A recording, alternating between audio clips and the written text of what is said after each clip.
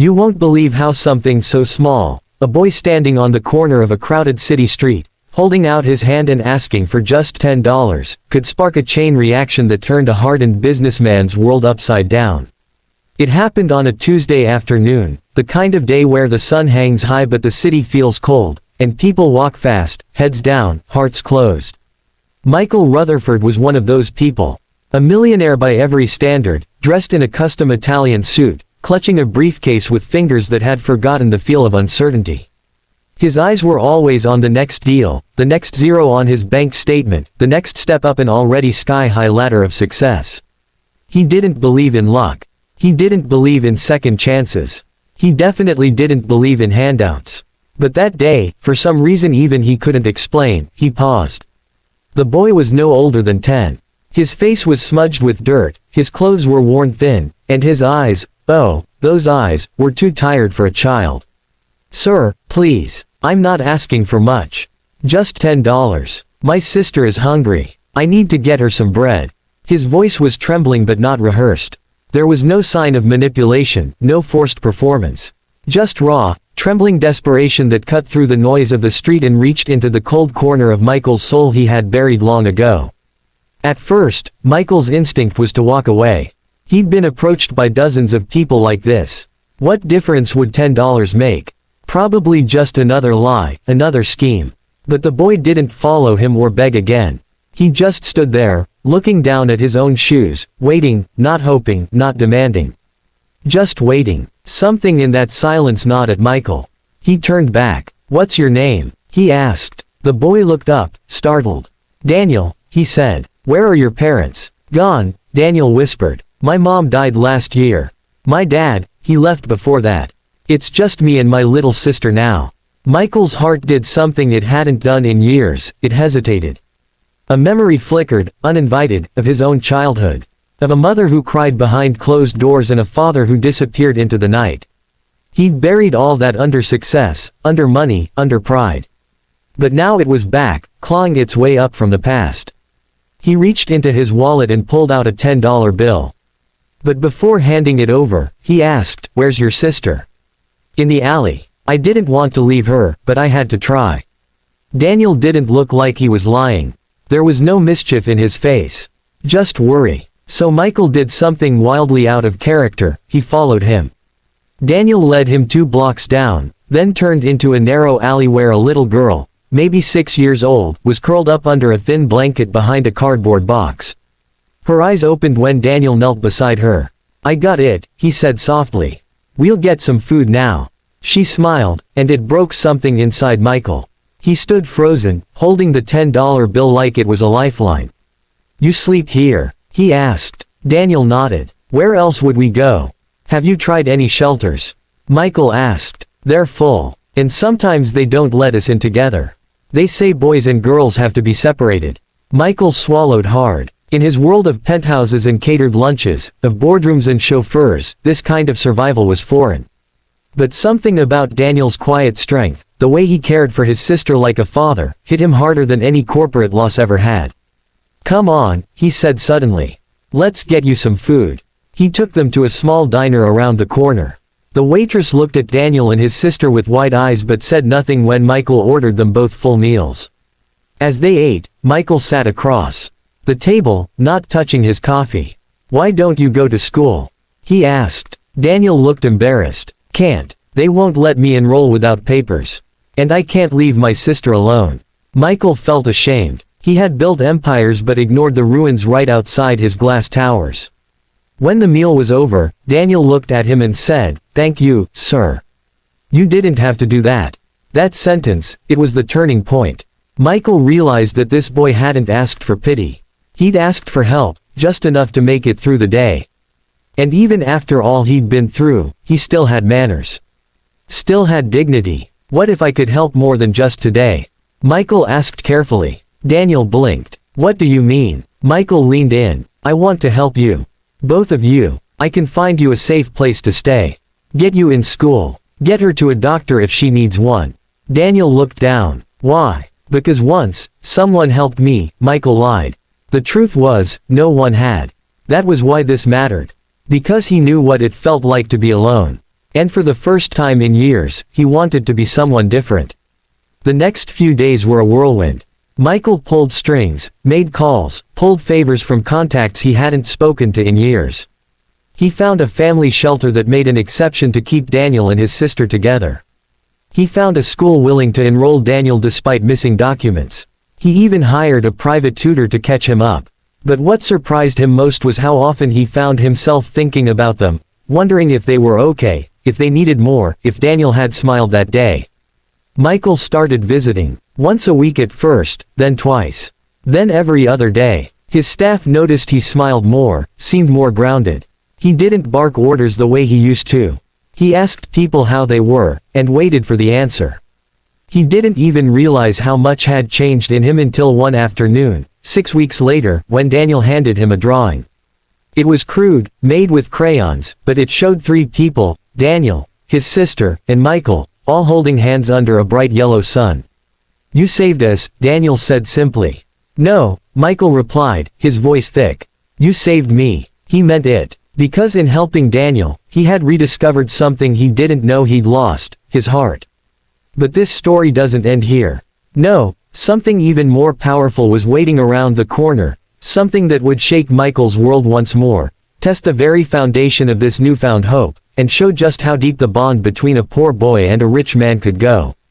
So don't go anywhere, because in Chapter 2, a secret from Daniel's past explodes into the present, and what happens next will leave you breathless. Michael never expected that his life, his entire identity, would shift because of a $10 plea on a street corner.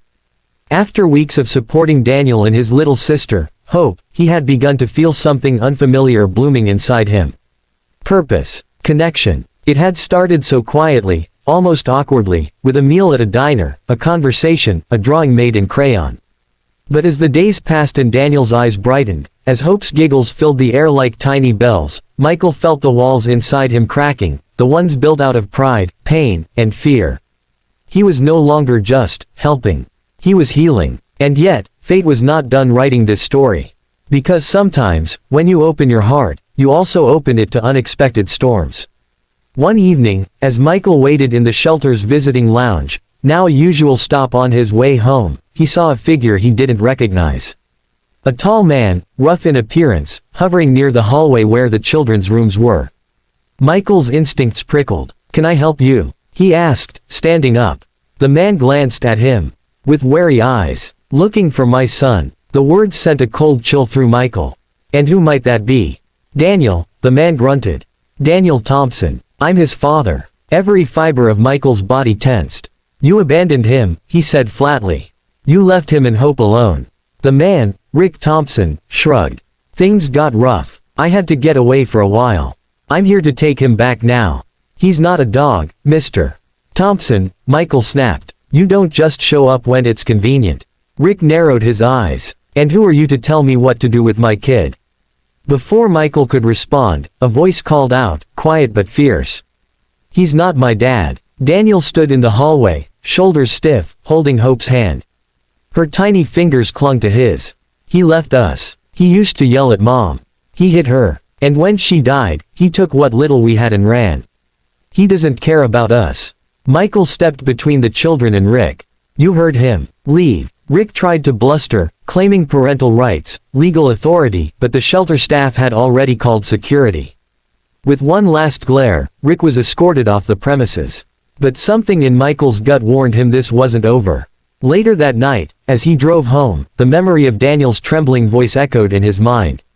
"He's not my dad." Michael realized the truth. Daniel had survived not just poverty, but trauma. And Michael wasn't just helping a boy anymore. He was protecting a soul that had already weathered more storms than most men twice his age.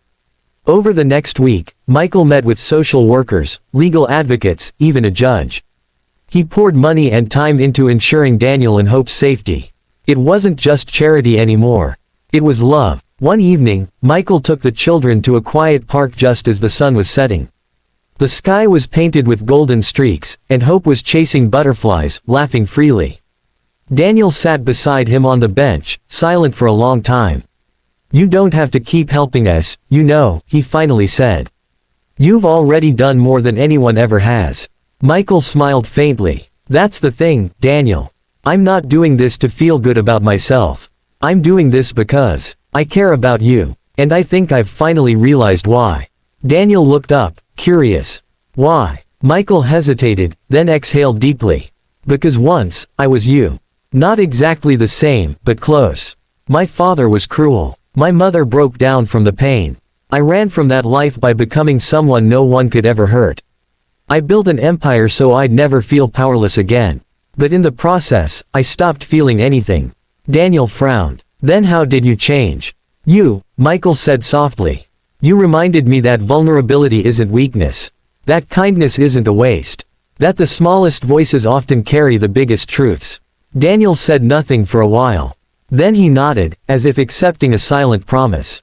A few days later, Michael got the call he'd been working toward. The court had ruled in favor of a guardianship transfer. Temporary, for now, but with potential for full custody.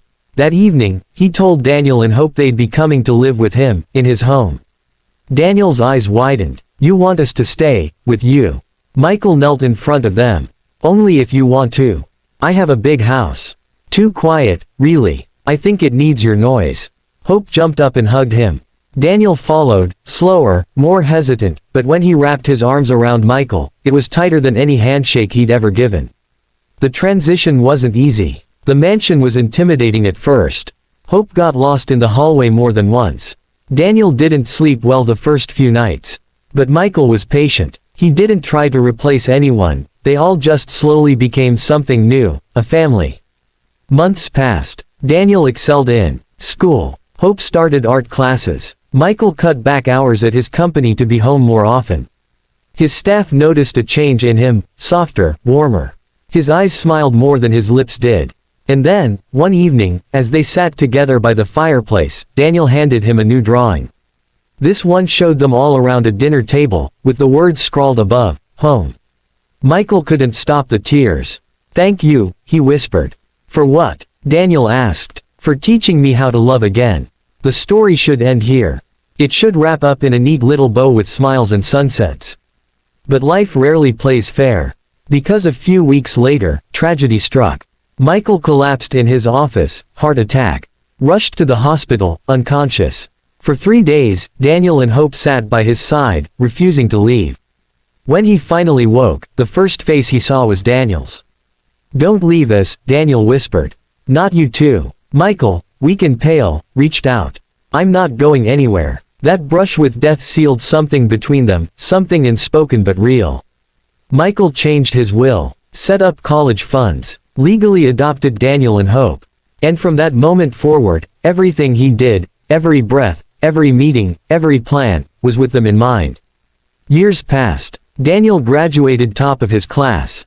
Hope became an artist, her work displayed in galleries across the city. And Michael, he lived longer than the doctors predicted, long enough to see Daniel stand at a podium during his valedictorian speech and say, everything I am, I owe to a man who gave me $10 and then gave me everything. The crowd stood. Michael cried. And somewhere deep inside, the boy he once was, the one who used to be afraid, angry, empty, finally rested. Because now, he wasn't just a millionaire. He was a father, a hero, a life changed by a child who had once just asked for $10. You thought the story ended with adoption papers and a graduation speech. Think again, because what began with a $10 request and grew into a bond between a lonely millionaire and 2 abandoned children, was only the beginning. This isn't just a story of second chances. This is a story about what happens when one act of kindness ripples outward, changing lives, families, and even the world. So if you're here, stick around to the end.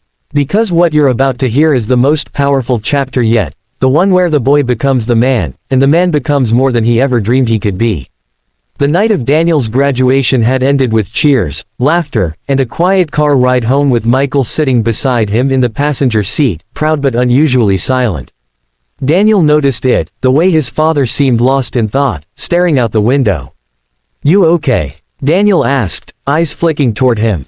Just thinking, Michael said with a small smile. About how far you've come. And about how much I never expected to feel this full again. Daniel smiled softly, but inside his chest, something heavy stirred. Because he too had sensed what Michael wouldn't say, his health had been fading. Quietly, slowly, like a candle burning toward its final flicker. The doctors had warned them it would happen eventually, but both had chosen to live fully, not fearfully. Still, in the weeks that followed, Michael began moving slower. His speech became gentler. He didn't talk about business meetings or acquisitions anymore. He spoke about memories, about the past, about love. It was Hope who brought it up first. "Is he dying?" she asked one evening, eyes red from crying. Daniel didn't answer right away. He just wrapped his arms around her, like he used to when they lived behind that cardboard box. "He's not dying," he said quietly. "He's just getting ready to rest." But deep down, Daniel knew the truth. Michael was saying goodbye in the most loving way he knew how, by preparing them for a life without him. One afternoon, Michael sat with Daniel in the garden. The same place they had once planted flowers Hope had picked out when they first moved in. "I want to tell you something," Michael said. "Anything," Daniel replied. "I was going to end it all that day," Michael said suddenly.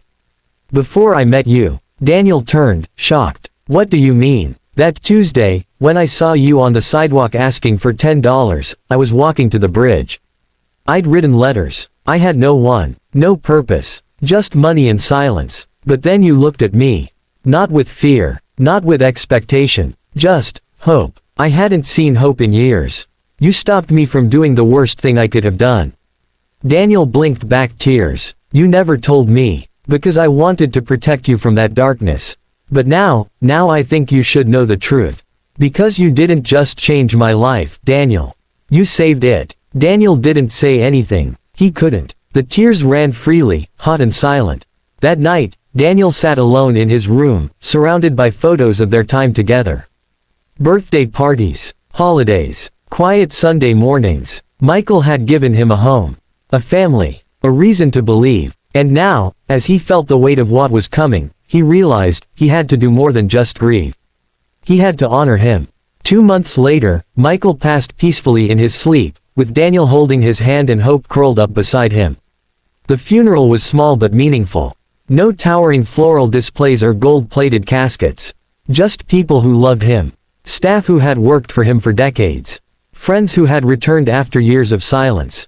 And 2 children, now grown, who stood as living proof of his greatest legacy. But Daniel wasn't done. He had made a promise to himself that night in the garden. A promise to carry the light Michael had given him into the world. And so, he did.